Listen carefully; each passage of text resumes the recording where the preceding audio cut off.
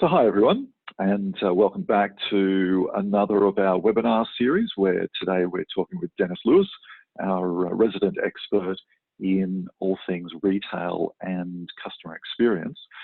Today Dennis is kindly going to share some of his wisdom and insights around how we can really meet the customer expectations or the new customer expectations that are emerging at the moment in the context of COVID-19 as all of us are experiencing. So Dennis, thanks very much for joining us today. Great to have you with us. Thank you. To kick things off, just thought I'd start with just a quick introduction to what we're going to be covering today. So kind of as we promised, three things we're going to cover. First is how have expectations changed? Kind of at the moment. The second is, what can business owners be doing in terms of, how can they plan for some of these shifts in their business? And then just finishing up with some very concrete and tangible, actions that they can take to start to realign, the way that they serve customers and deliver products and services. But to kick off, just with a little advertisement for ourselves. So again, Board Associates is all about creating and running professional advisory boards for business owners. At our heart, we think as business owners, we've got a unique opportunity to really create change for the people around us through entrepreneurship, particularly at the moment where people at all levels of our community and society are looking for leadership. And so how we do this is, we help organizations build a value-centered, future-ready, transformational business by essentially wrapping good business owners up with good people like Dennis and myself and the rest of the Board Associates team. In our experience, this is really helpful for business owners because being a business owner can be a little bit lonely and a little bit difficult, and they typically sort of struggle with three things commonly. Firstly, there's this recognition that you get to a point where you say, okay, I probably have taken the business as far as I can on my own, or I know as much as I'm going to know, and it would be great to just have some more brains around the table. Frequently, we find that businesses don't really have their finances structured for growth. That's not to say that they've got financial challenges, but perhaps just not the resources they need to take them forward. And perhaps most importantly, they don't necessarily have access to true independent advice.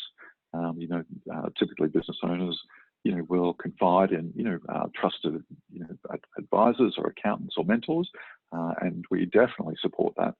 But the value of a board really comes from having people around the table who tell you what they think, not what you'd like to hear, as we like to say sometimes. So we help business owners by kind of addressing these problems, which ultimately leads to increased profits, reduced stress for owners, and most importantly, creation of long-term value. So anyway, that's enough about us. Let's get into today's topic. So firstly, Dennis, we're going to talk about how customer experiences have changed. Do you want to just introduce this topic and give us a little bit of an overview? Sure, I'd love to. My background has been in retail and technology for the whole time I've been in Australia, which is over 30 years. And I think some of the things I'm talking about here, such as how people shop and how they might shop in the future and what their expectations might be, have been things that have been coming along for some time.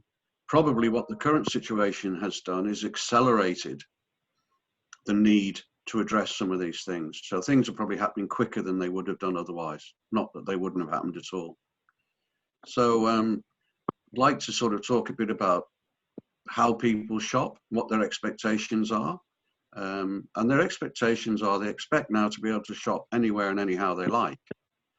We have very savvy customers these days. They have technology in their hands with smartphones. They want their experience with a brand, whether it's in-store, online, or mobile, to be consistent and to be recognized and have a good experience. And some people I find some examples of probably what people are doing to address this quite interesting. I've put a couple on a slide. One is, if you think of somewhere like Bunnings, they've taken a view of how do I improve the customer experience by focusing on what happens in the store largely. So as examples, the way they employ experts, so you can talk to somebody with confidence in a Bunnings store and they know the subject and they can advise you. They've set up DIY tutorials in the store where you can go along and look at a tutorial. You know, I mean, that makes them pretty unique, I suspect, in their market. But the other end of that is examples of people like I've met, like let's say Grilled, the burger chain. They have an app which recognizes you coming near to the store and allows you to facilitate your what's going to happen at the store. Woolworths, I thought one great example was when Woolworths were facing the no plastic bags scenario and suddenly had to change the whole way people shop. The inevitable immediate response when this came in was customers were constantly arriving at the store, forgetting to bring their bags and having to buy more bags, which is not a great customer experience. One of the things they did was you could set up in your Woolworths app your local store, and it would recognize when you were coming near the store and send you a text saying, don't forget your bags. So when you get out of the car, you actually got a reminder to do it. I thought that was great, you know, and as a Woolworths customer, I thought that's saving me that pain of going, oh no, I've forgotten my bags and having to go back to the car or buy more. Simple examples of things that aren't necessarily that hard to do that change the customer's perspective. I also think, depending on the type of retail, the way stores are used may change. A store might almost become a very small distribution center or even a showroom, and that the way people interact there isn't necessarily they're going to go into a store to find something and then buy it and take it away. They might go into a store to experience what's available and expect it to be delivered to them at home, or they're going to buy it online. So the role of the store itself could change. And another factor, sorry, go. Yeah. So no, I was just going to reflect on some of the points you've made. I think one of the things that's a little bit new about how people are viewing retail at the moment is, as you said, because people are shopping online and from home even more than they have previously. They still have the same expectations around their ability to purchase and experience the products, and it's almost like people don't want their shopping experience or behavior to change. They still want the same intrinsic enjoyment, kind of from the experience, but they're expecting it in a whole range of different ways now, aren't they? Yes, they are, and that's a really good point. And I think one of the things that drives that is the online experience, where as a retailer, I can track all my interactions with a customer. I can very often know who they are. I can see what they've been doing. Is quite different when they come into a store. So how do I give them that experience in a store, and how do I give it to them with team members who maybe aren't that knowledgeable, dealing with a customer who's done a lot of online research and walks into a store and asks people for help? One of the key things is, how do I make my team members a valuable asset for me and create a great customer experience? They are the front line. They're the people who the customers talk to every day. How do I make sure they've got the knowledge and the skills to treat the customers appropriately and give them, if you like, the same experience as they might get online? I mean, that sounds silly, but you kind of can get what I'm saying. Yeah. Okay. So if we've covered, some of the changes that have taken place, perhaps if we talk about, kind of how, kind of organisations can, kind of start to plan for this. And your first point there is, I think a really pertinent one. What customer experience do I want to provide? Do you want to talk to us a little more about that? Yeah, I think it's really important to have a view of what are the key things that are really impacting your customers currently, and that in the situation now might be different to what it would be in a normal situation. So trying to think through what do my customers want and how can I help them get past their pain points? How can I reduce friction, if you like, is the common term used in retail, frictionless shopping. How can I reduce friction that I cause for them when they shop with me? And I think one of the key things to do that is to talk to them. One of the most important things, I believe, is to be out talking to customers and getting to hear from them. What are the things they like or don't like about your brand? Also, the team. It's really, really important to engage with the team. The people in the stores particularly are the ones that are talking to customers every day.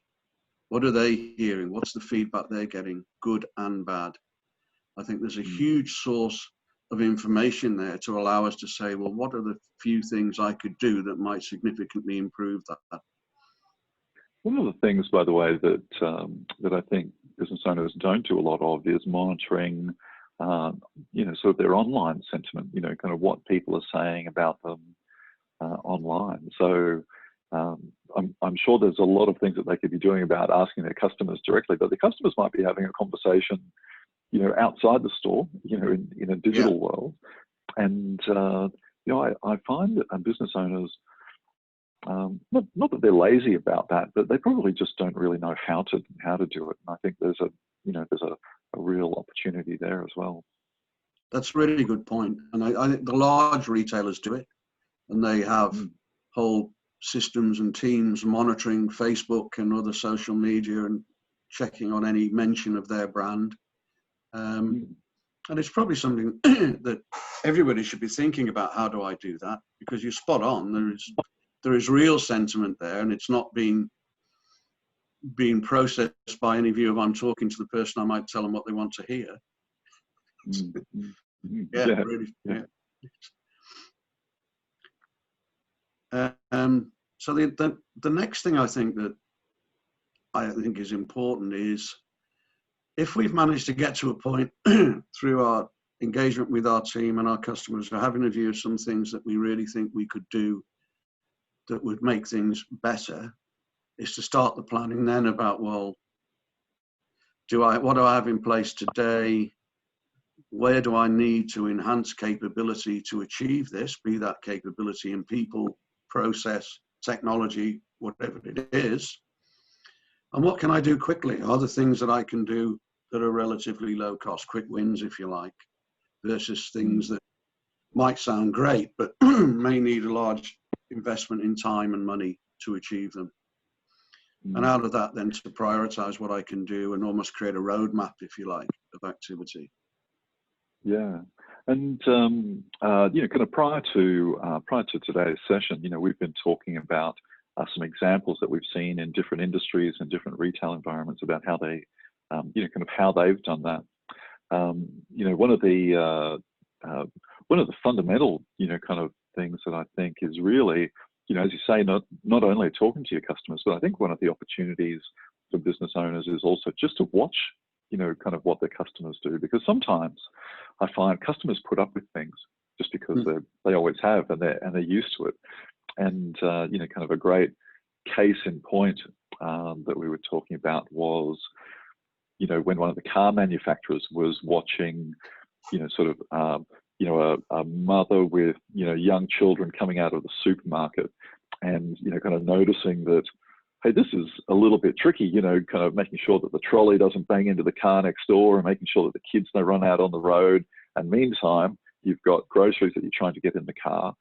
And, those sorts of changes, or those sorts of observations, led to, a higher boot level, so that it's easier to put the groceries in. Dennis, you mentioned the manufacturer where you can open the boot by waving your foot underneath, which I think is a great one. But even for the retailer, I'm sure that's led to, like the parents with prams parking spaces, which are a little bit closer to the door, so that they don't have to transport the kids as far, kind of across the busy car park, and there's a little more space, around the cars. So, just being able to, as you say, so you raised a really good point earlier when you were talking about frictionless shopping, being able to identify those pain points, or those points of friction, I think represent great opportunities. and sorry, just kind of riffing off our discussion, I'm reminded of Toyota and their methodology around continual improvement, or they talk about the 7 wastes. And a really interesting story I heard about Toyota, for example, is they get they get thousands of suggestions in their employee suggestion box every year. And when asked how many of them are implemented, the answer, surprisingly, was over 90%. And it's because all of the suggestions are for little 1% incremental improvements. And I think, one of the things that holds, business owners back from, sort of making some of the changes that we're talking about is they're thinking of, kind of big, sort of capital I innovation, in what they do and how they service people. Whereas, one of the things that I like to say to business owners is, if you just try to be 1% better every day, then in 100 days, well, you're not quite at 100%. That's not how the math works, but you're much better. Kind of after 100 days. And so, to your point around quick wins and testing and iterating, people don't have to be, trying to boil the ocean here, do they? No, they don't. I think that is really important, because a lot of the examples that people hear a lot about might be, I don't know, Amazon Go. If we talk about frictionless, the holy grail of you walk into a store, pick up what you want and walk out. But the time and investment in putting something like that together is really scary, versus how would it change my customers' feeling about us if they just had a nice experience because the people in the store are friendly and say hello to them. Can I help you carry your bags to the car? I don't know, some simple things like that, but they go away feeling I've had a good experience. Yeah.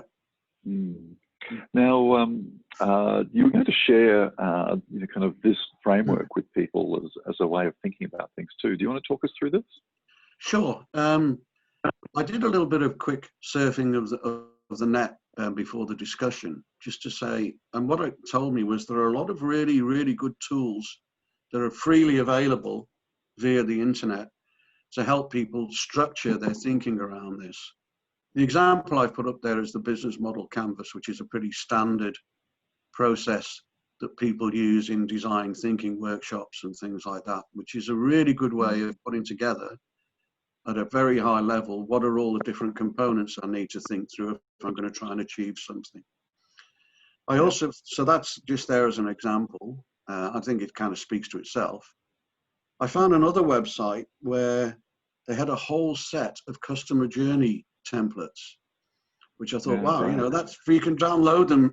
I could download them for free, and they take you through a process of saying, what's the customer journey I want to deliver?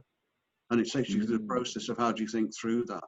So I found some really good tools that would help people if they got their teams together and they're trying to think through, what are the what are the pain points for my customers and how do I resolve them? There are tools to help them go through that process. Yeah, and perhaps, if people are interested in, kind of some of those resources, they can get in touch with us and obviously, kind of discuss those a bit further with you, Dennis. Absolutely, yeah. Yeah. So let's talk about, things that people can be doing right now. Where should they start, Dennis? Well, when you and I were talking the other day, I think we had a pretty common view that probably the key is the power of the team. So I think the starting point is probably getting the team together to do this initial view of, well, what it is I want to achieve? What are the customer pain points or opportunities that I want to address? And the team to me includes all of the key people you would normally engage with as a business owner, but especially some input from people in the stores. And if possible, even customers, if you've got friendly customers, you'd be happy to engage in some sort of activity. Out of that, to define some examples and then say, well, what I've now decided, I think I know some of the things I want to do, but what does success look like? If I achieve this, what do I expect the end result to be? What do I expect the customer experience to be? And then I think with any of those, as we mentioned previously, the next process is to, well, let's try something and test it and review and iterate. and some things will work and some things won't, but that's okay. And Let's maybe not assume just that we can just magically have the right answer.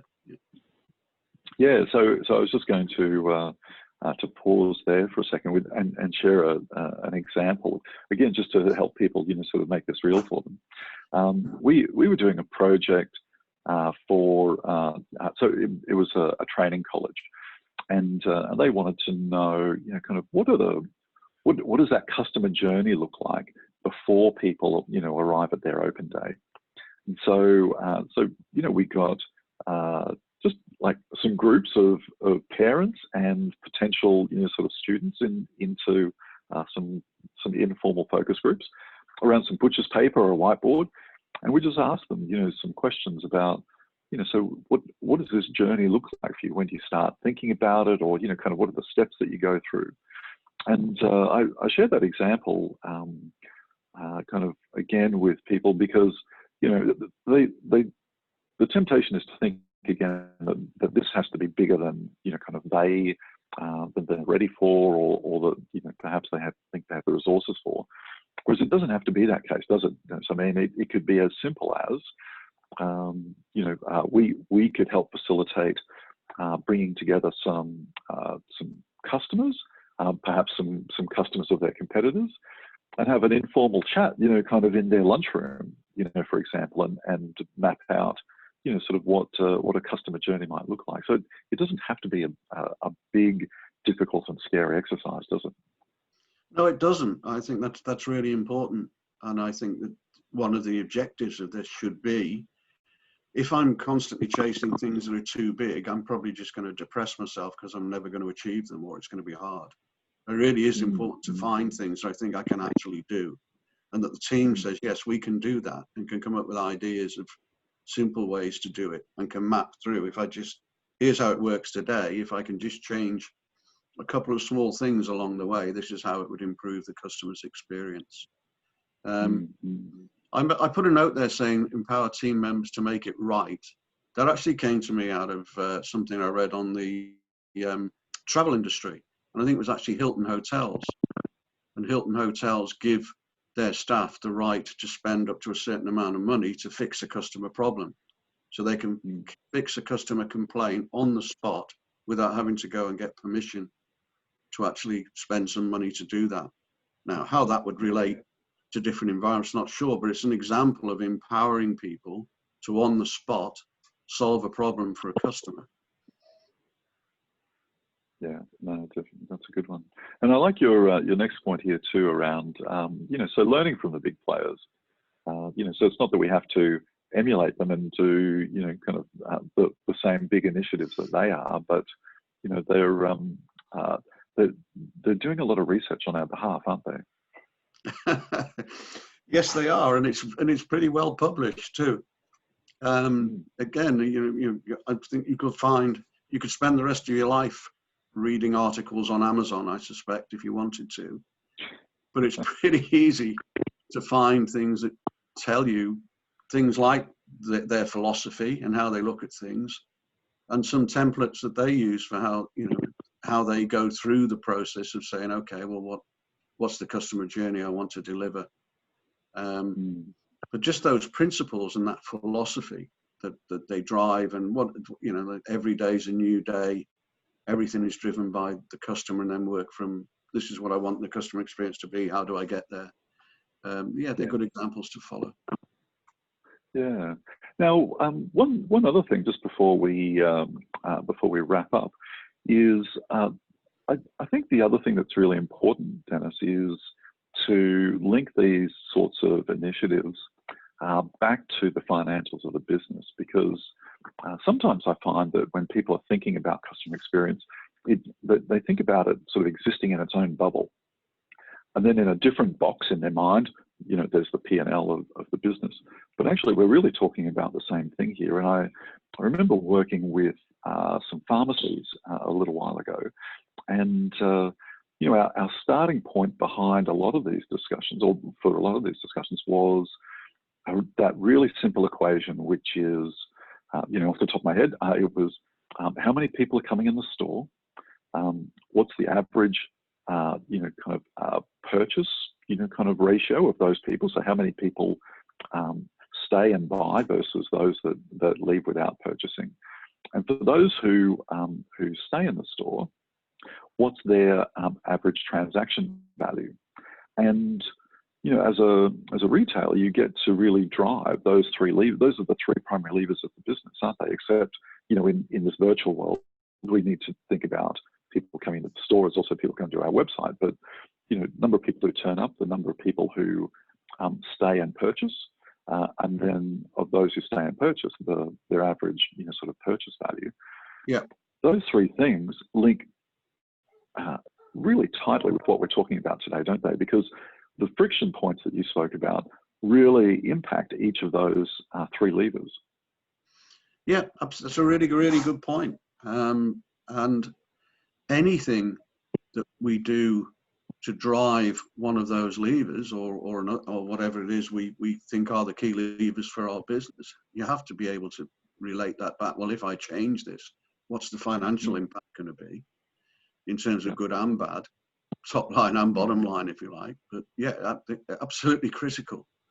It's such a good point. And, you mentioned pharmacy as an example. I mean, I guess in my experience, if you look at the pharmacy world, how much it's been changed by initially probably Priceline Pharmacy and then Chemist Warehouse, who've taken a view that to be really successful going forward, the pharmacy has to be more than a pharmacy. It has to be a full-blown retail experience, part of which is a pharmacy. Hey, now just to share one other little, sort of insider, piece of information from the pharmacy world, which I think is probably applicable to all retail environments, online and in store, is one of the things that we determined, had a relationship on the average, sort of basket value, that third lever, was how long people spent in store. And what we discovered was there was an optimal time for someone to wait for a prescription. So you could dispense a prescription really quickly, but you kind of wanted them in there browsing for a little while. Yeah. And if they're in there browsing, then they get to look at other shelves because like me, they're a bit bored. However, of course, you can take that too far, and you can't have someone sitting around for an hour waiting for it because then it's just going to leave and come back later. And so, the same holds true in a digital world. There's a, kind of, you want to encourage people to engage with the content, and obviously in store, you want to make that interesting and enticing for people to browse and to be inspired, by some of the things that you have to offer. Yeah, really good, and I think some of those people do that very well. Yeah.